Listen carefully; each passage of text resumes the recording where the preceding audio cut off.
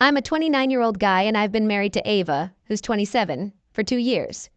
Both Ava and I grew up in a small town where everyone knew each other, and most folks attended the same local church. When I was 10 years old, my family moved to that town, and we started going to the same church as Ava's parents. We were basically raised there. A couple of years ago, I graduated from college and decided to return to my hometown. I was already accustomed to the calm, quiet, and simple life there. And that's when Ava and I began dating. I had secretly admired her for years, and finally, the chance came for us to be together. We fell deeply in love and got married after a year of dating.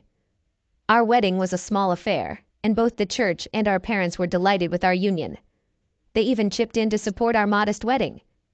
Now, the interesting thing is that Ava and I chose not to be intimate before our wedding.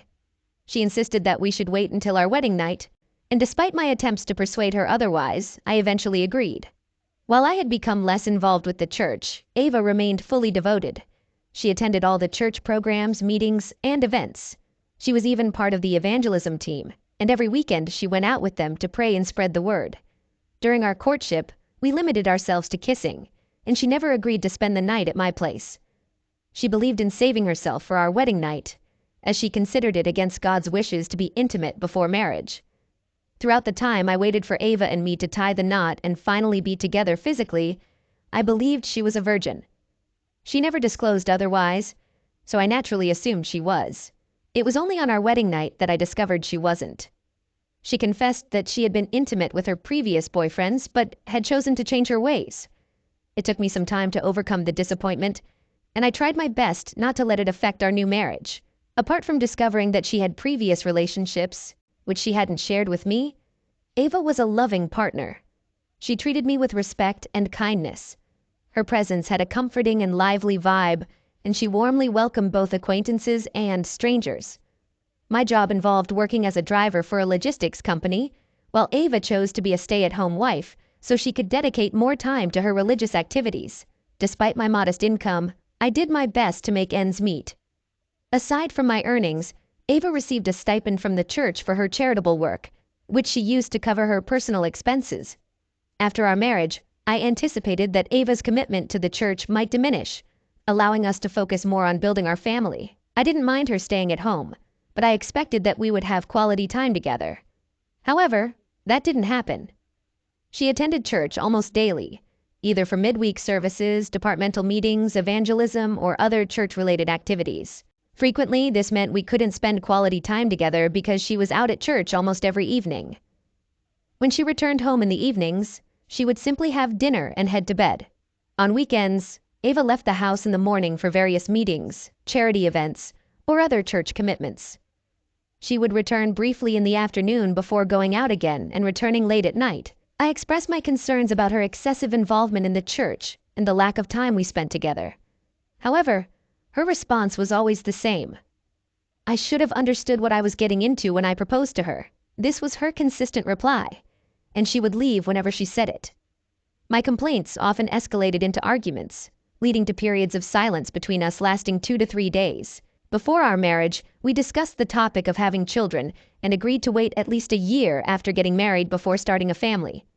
We felt that, given our somewhat distant relationship during our dating phase, the first year of marriage would be a valuable opportunity to strengthen our connection. However, this plan didn't unfold as expected. Within that first year, Ava underwent a significant transformation. She seemed like a completely different person from the Ava I knew during our dating period, and this wasn't what I had envisioned for our married life. Our main source of contention revolved around her unwavering commitment to attending church, which created a divide in our marriage. Despite my repeated complaints, she remained steadfast in her church activities. Due to the nature of my job, I couldn't accompany her to midweek services and other church programs. And even when I had the opportunity, I preferred to spend my time differently. Whenever I voiced my concerns, she portrayed me as if I were against her faith, which wasn't the case. I was simply trying to convey the importance of balancing her religious commitments with our relationship. After a year had passed and we still hadn't started a family, I broached the subject with her. However, she didn't seem interested in discussing it. She straightforwardly told me that she was preoccupied with her religious duties, implying that I should support her rather than focusing on having children. At that point, I was exhausted from her behavior, so I decided to confide in her parents. I shared everything about Ava's actions, including how she neglected me, our home, and her responsibilities as a wife.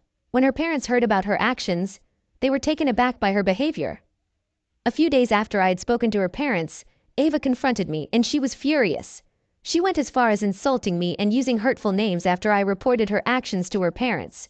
Reflecting on this story now, I regret not walking away when her behavior and neglect first began.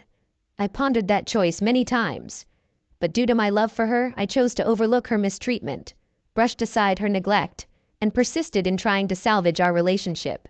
Despite Ava's shifting demeanor and her prioritization of her religious duties over our relationship, I still held a deep affection for her and continued to treat her with love. I took on most of the household chores because she was rarely present to tend to our home.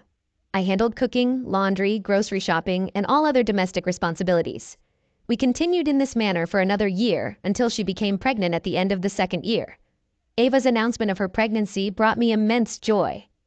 I knew that as her pregnancy progressed, she would reduce her church attendance, and that's precisely what occurred. In the early stages of her pregnancy, she remained active in attending church, but by her second trimester, she started staying home. One of the reasons for her reduced church attendance was her pregnancy's complications, which prompted her doctor to advise against strenuous activities. With Ava no longer able to attend church activities regularly, her fellow church members began visiting her instead. They would visit as a group on some days, while individual members would visit on other days. Almost every time they came to see Ava, they brought gifts, fruits, and other items to satisfy her cravings.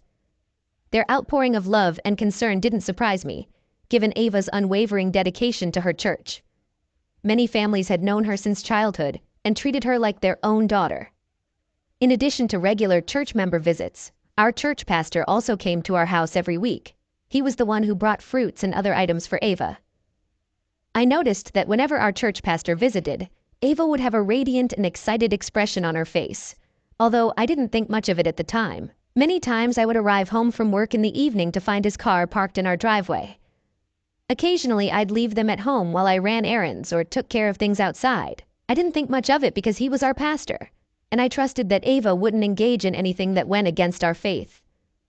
Our pastor continued to visit our home for weeks, regularly bringing items for Ava.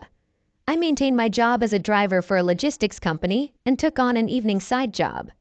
With Ava's pregnancy, there were increased demands and changes at home. I had to be extremely supportive and attend to her needs, even on sleepless nights.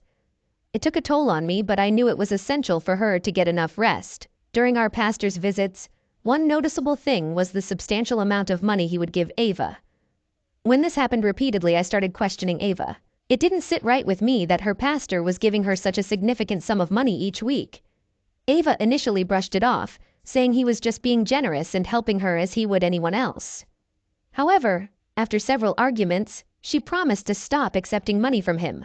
I wanted to believe her explanation about the pastor helping her like he would anyone else, but I had an uneasy feeling about it. As the pastor's visits continued, I grew increasingly uncomfortable. Their relationship seemed to be growing closer, and I suspected they were discussing matters behind my back. I distinctly remember one afternoon when the pastor visited, and I offered to make fresh juice for him. I left them in the living room and overheard them whispering about something from the hallway. However, as soon as I entered the living room, they pretended to engage in normal conversation at regular volumes. On another occasion, when I got back home from work, our pastor promptly left upon my arrival. It felt awkward, and my instincts kept signaling that something was amiss. Ava's behavior that evening, after our pastor's departure, only served to confirm my suspicions. I initially thought I could easily dismiss these suspicions, but every time I observed Ava and our pastor together, those doubts resurfaced. Moreover, due to my complaints about the amount of money Ava received from our pastor, she ceased informing me about it and started concealing it. I wouldn't have been aware that she was still receiving money from him if I hadn't decided to tidy up one of our clothing drawers one day. Upon stumbling upon the stash of money, I was taken aback. I also felt disappointed that Ava had been keeping this information from me. She had led me to believe she had ceased accepting money from our pastor. Initially, I contemplated confronting her regarding the money, but I recognized that it might jeopardize my chances of uncovering the truth about their relationship. I had witnessed our pastor praying for her and the baby on numerous occasions, and she claimed that was the primary reason for his frequent visits to our home. I wanted to capture our impending conversation, so I discreetly activated my phone's camera. Jenny seemed taken aback to find me home so early and was further startled to see the pistol by my side. I brushed off her inquiries and directed her attention to the videos on the computer. Her face displayed shock, but she quickly tried to regain her composure. Instead of remorse, she spoke with a twisted sense of pride, even going as far as to suggest she'd bring John over more often now that the cat was out of the bag. I was taken aback by her audacity, and for the first time ever, I spoke to her with raw anger. I told her she needed to leave. Jenny responded with threats, hinting that she and her partners in crime were capable of fabricating all sorts of lies to tarnish my reputation. She mentioned possibly framing me for awful crimes, hinting that they had the tools to edit videos and set people up. I remained unyielding, challenging her plans and refusing to be manipulated. In a moment of anger, I removed her rings and stripped her of the house key. Even as she left, she attempted to bargain, asking me to rethink my decision. I stood my ground, ensuring the whole confrontation was captured on my phone, ready to present it as evidence to Sally the following day. I couldn't believe what I saw. It was far worse than I ever expected. I'll admit, I was unsure how to react. But when I heard Ava moaning in pleasure, it drove me mad. I don't even recall getting out of my car and sprinting to our house. My anger surged and I forcefully opened the door and confronted our pastor. I knew I couldn't touch Ava due to her pregnancy, so I vented my anger on him. If it weren't for Ava stepping in, the pastor might have passed out. I was heartbroken and didn't know what to say to them. He hastily left the house with just his underpants and clothes in hand. After he departed, Ava started sobbing uncontrollably. She claimed it wasn't what I thought, and that the pastor had come to pray for her and the baby.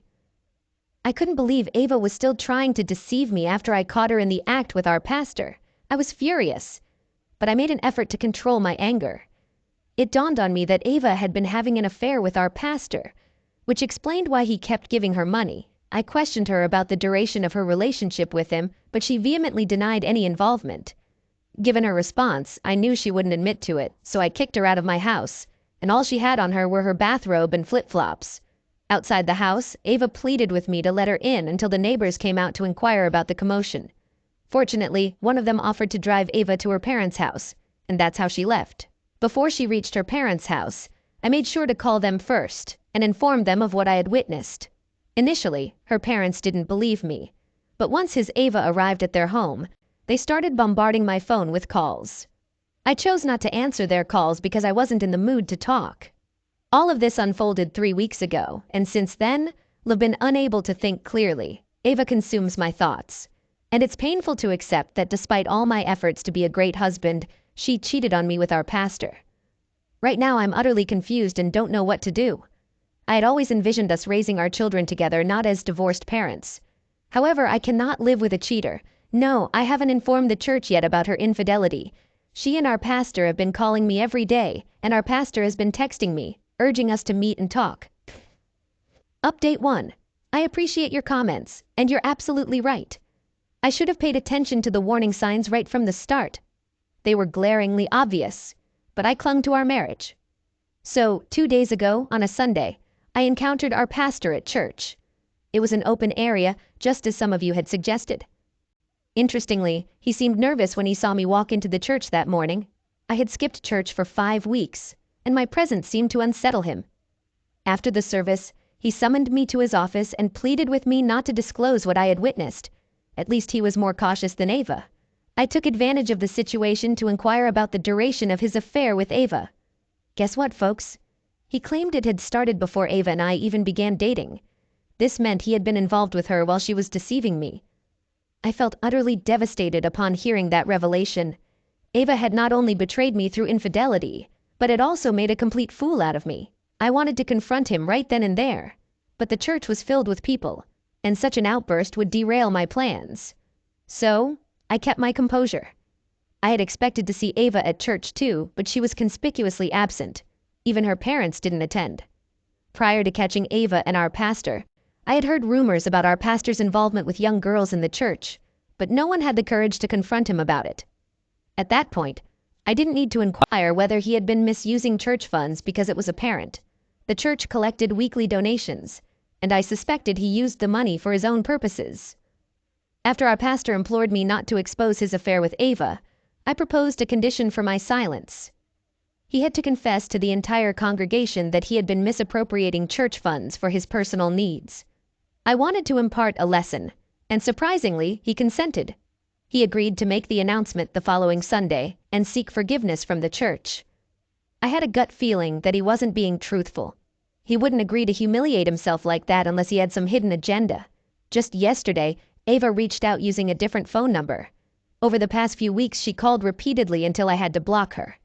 She claimed she had come to my house multiple times, but no one answered. I left my house 3 days after kicking her out because I couldn't get the image of them being intimate in my living room out of my mind. She mentioned not wanting to raise the baby on her own and asked for a second chance to prove she had changed. Hilarious. She has no clue what's in store for her. I informed her that I would only consider taking responsibility for the child if we conducted a paternity test and the results confirmed that I was the father. Once we go through with this, I'll provide another update. Thank you everyone for your comments. Update 2. Hello everyone. I want to express my deep gratitude to this community for the incredible support I've received. I also want to apologize for the delay in providing this update. So, after I brought up the idea of a paternity test to Ava, she initially resisted, claiming I was making things unnecessarily complicated for her. I suspected she might have had doubts about me being the baby's father. Eventually, we did go through with the paternity test, and it turned out I wasn't the baby's father. I had a hunch this would be the outcome right from the moment she opposed the idea of the test. Her parents were understandably disappointed when they learned the truth and asked her who the real father was. She couldn't bring herself to answer them. I knew the answer, and I informed them that it was indeed our pastor. Words can't adequately convey how shattered I felt. We received the test results on the day of our church's midweek service, so I decided to pay our pastor a visit. Even if the child had turned out to be mine, I had already made up my mind to divorce Ava. I had already contacted a lawyer to prepare the divorce papers, which were ready by the time of our confrontation. When I arrived at the church, I walked straight to the front to address everyone. Our pastor was the one delivering the sermon and refused to hand me the microphone when I requested it. He understood my intentions and tried to signal me to stop, but I ignored him. When he continued to deny me the mic, I raised my voice to ensure everyone could hear me. I exposed our pastor's misconduct and shared the truth with everyone, leaving them in shock. I realized it was impractical to show them the footage, so I played a voice recording of our last conversation with our pastor, where he confessed to his affair with Ava and misusing church funds. He had no idea I had recorded that conversation, and I didn't inform him either. His expression when he heard the recording was priceless. He was taken aback by the fact that I had recorded our conversation, making it irrefutable evidence in case he tried to deny it. With the evidence presented, I was confident it would have a profound impact on his career and marriage, and it did. The church was deeply disappointed in him and he was demoted. Additionally, the church lost many members because they regarded our pastor as a paragon of virtue who consistently preached against closeness immorality. So, their disappointment was palpable when they discovered he wasn't practicing what he preached. As for Ava, despite all her pleas and her parents' intervention, we have gone through with the divorce. She is currently approaching her due date and residing with her parents, who, despite their disappointment, have taken her in. After exposing our pastor, I stopped attending church, fully aware that news of the scandal had spread rapidly throughout the town, becoming a topic of conversation for almost everyone. Ava has lost many friends and well-wishers as a result. The last I heard about Ava's affair partner, I was informed that his wife had divorced him, and he was asked to provide records of all the funds he had used for church purposes during his tenure as pastor. It's safe to say we can predict how that will turn out. While I still carry the pain and hurt from Ava's infidelity, it's preferable to remaining married to a cheater. I want to express my heartfelt gratitude to all of you for your support throughout this ordeal. I truly appreciate each and every one of you. Alright, that was a fun story. Now let's move on to another exciting one. Stay tuned and let's dive in. I'm a 33-year-old guy, and I've been married to Summer, who's 28, for 4 years. But then something terrible happened. Summer and I crossed paths right after I finished college. We both went through the same job training program, and that's where we fell in love. Initially, we didn't confess our feelings. It took me some time to open up to her. The truth is, I didn't want to rush into things because I'd just gotten out of a really bad relationship, and I didn't want to repeat that mistake. Eventually, we got closer and we both admitted we were into each other. We officially started dating after that. 2 years down the line, we tied the knot and moved into a bigger place. Living with Summer and learning more about her every day was a lot of fun. I especially liked her personality because she always had surprises up her sleeve. As newlyweds, we were crazy about each other and did everything together. We ate, shopped, bathed, and even prayed together. I'd read somewhere that spending quality time with your partner helps strengthen your relationship. So that's exactly what we did. Before we got married, Summer and I made a pact not to have kids until we were both ready so we could enjoy each other's company without any distractions. Summer worked as a secretary at a big tech company, while I worked as a construction worker. Our combined income was enough to support our simple yet comfortable lifestyle, and we worked hard, hoping for better career opportunities in the future. Personality-wise, Summer was the more outgoing one. She could make friends with anyone. In contrast, I was the complete opposite. I didn't make many friends and was only really close to my older brother.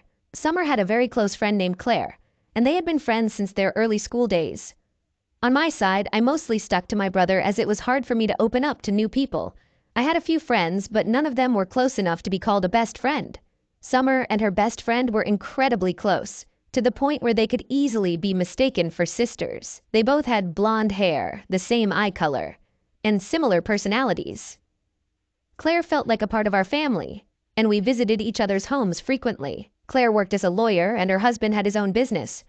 From time to time, we would plan family outings and always managed to hang out at least twice a month. Being an introvert, I made an effort to build a strong relationship with Claire's husband. But no matter how hard I tried, our interactions always felt forced and awkward. Despite these feelings, I never complained when Summer and Claire arranged outings or family vacations.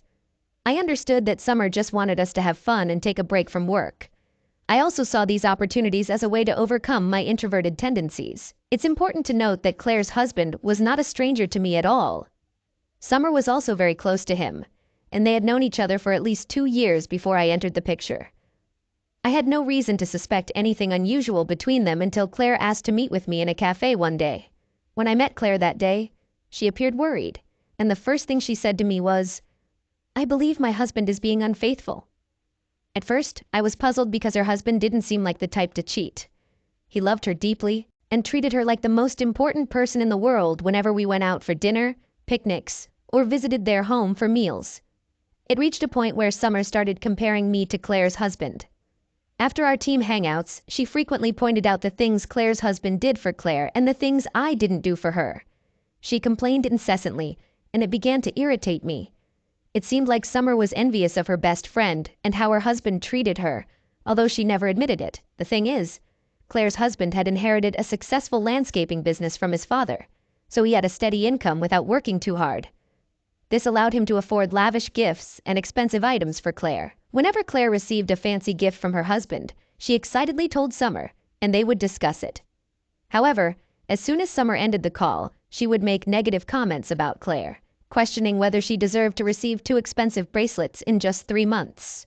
I never brought this up with Claire or her husband because I believed it was a normal desire for a best friend to want what her best friend had. So, when Claire confided in me about her suspicion that her husband was cheating on her, it was a shock. I didn't try to defend him because I knew it would be unwise. Then, as I attempted to empathize with her, it struck me that she should be discussing this with Summer, not me. When I asked Claire why she was confiding in me instead of Summer, her response left me speechless. Claire told me she suspected her husband was having an affair with Summer, her best friend, and my wife. I didn't know how to respond, but I assured her that it couldn't be possible for Summer to be having an affair with her best friend's husband. From my perspective, I was a devoted husband, and I showered Summer with love and attention. While I might not have gifted her as much as Claire's husband had gifted Claire, I still tried my best to give her presents on her birthdays or other special occasions. Despite my doubts, a part of me feared that there might be some truth to Claire's suspicion. My mind drifted away as I reflected on Summer's behavior during the past few months. It became clear to me that Summer had indeed changed. She no longer made time for me as she used to, and there was an inexplicable excitement and radiance about her whenever she was about to go out. Summer had also grown distant, and even when we shared the same room, it felt like she wasn't really there. Our conversations felt forced, and she had lost her usual sense of humor, even when I tried to crack jokes. At the time, I thought it might be a passing phase, but I was mistaken. In addition to these changes, Summer had recently updated her wardrobe with tighter and more revealing clothing. She wore these outfits both to work and whenever she went out, making her appear much younger and more alluring. I wasn't the type to criticize my wife's choice of clothing, so I never raised any objections. Little did I know that Summer had been wearing these seductive dresses to attract her best friend's husband. So after Claire shared her suspicions with me, we decided to conduct our own investigation before jumping to conclusions. Once we returned home, I waited for Summer to fall asleep so I could check her phone. However, her phone was devoid of any incriminating evidence.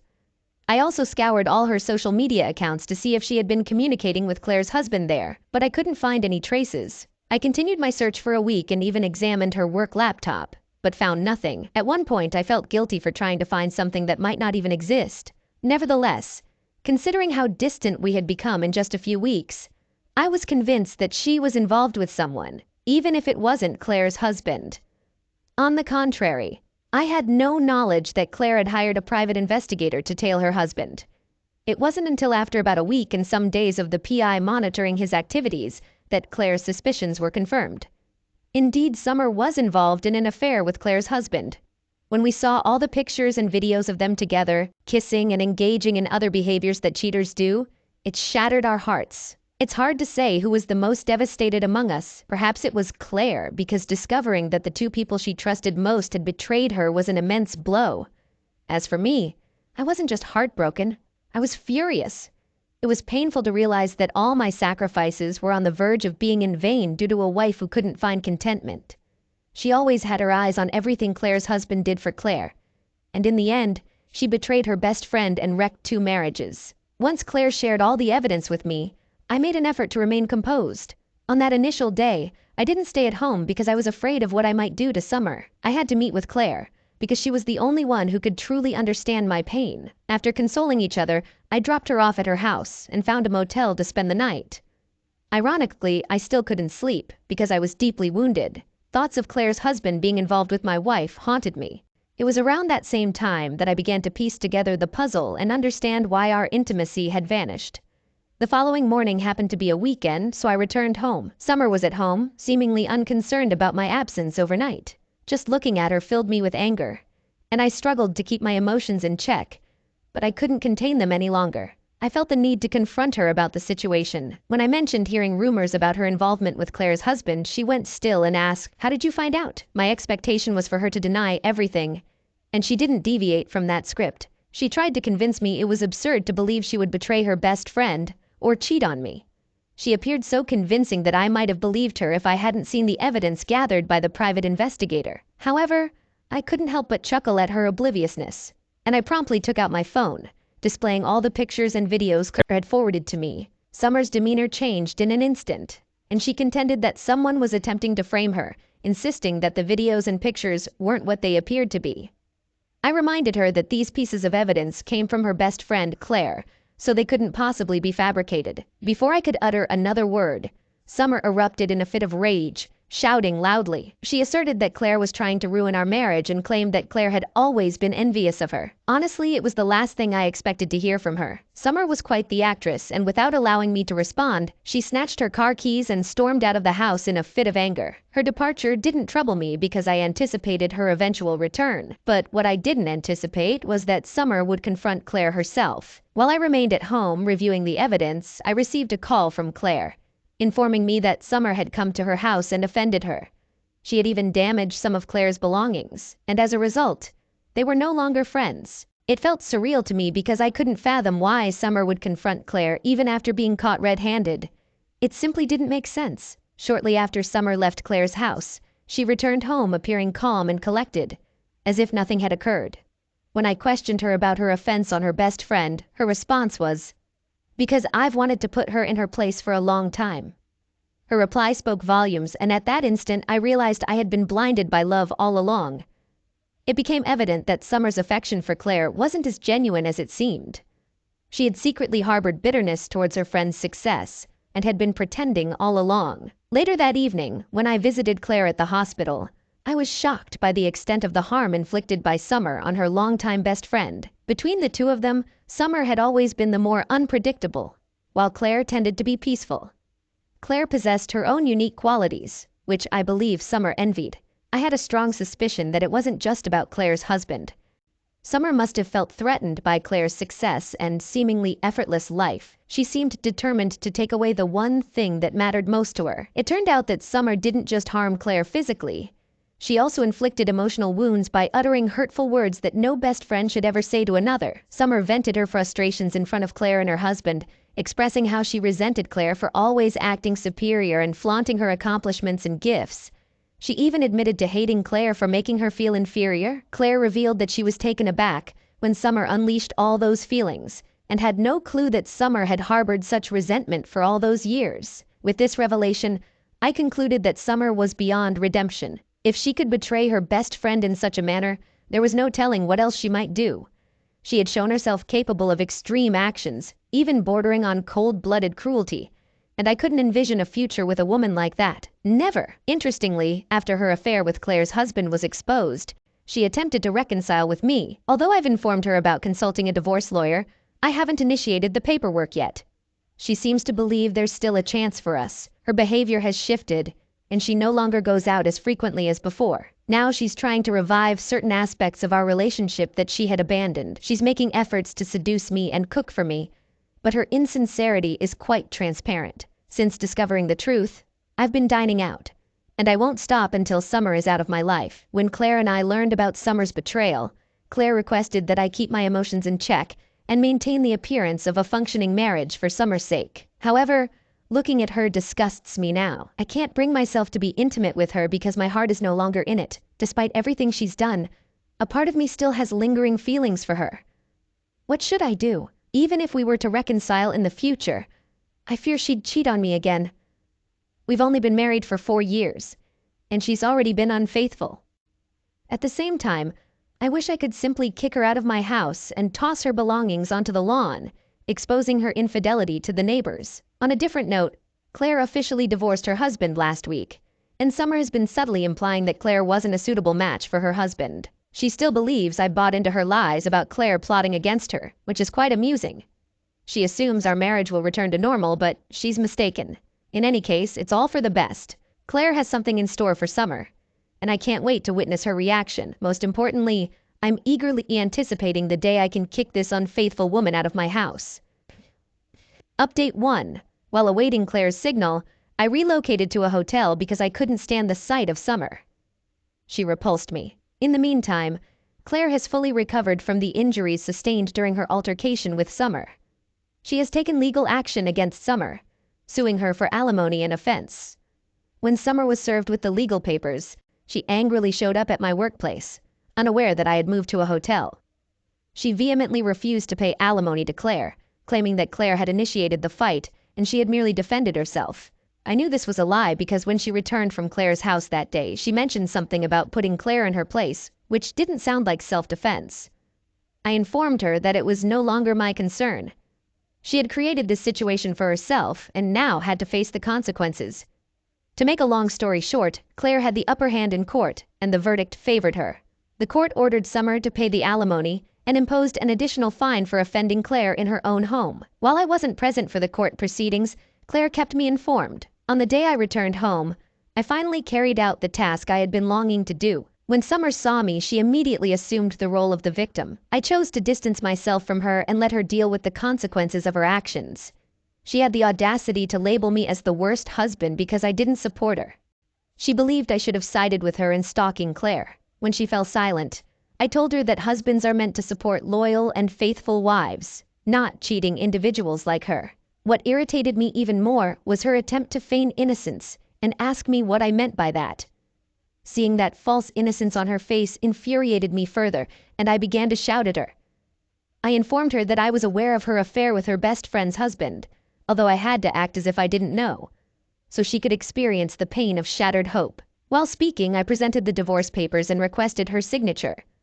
Upon seeing the papers, she dropped to her knees and pleaded with me. She claimed she had lost everything and couldn't bear losing me. I responded that it was already too late and proceeded to carry out my plan of tossing her belongings onto the front lawn, just as I had envisioned. To my surprise, I witnessed Summer crying and chasing after me inside the house, which was quite unexpected.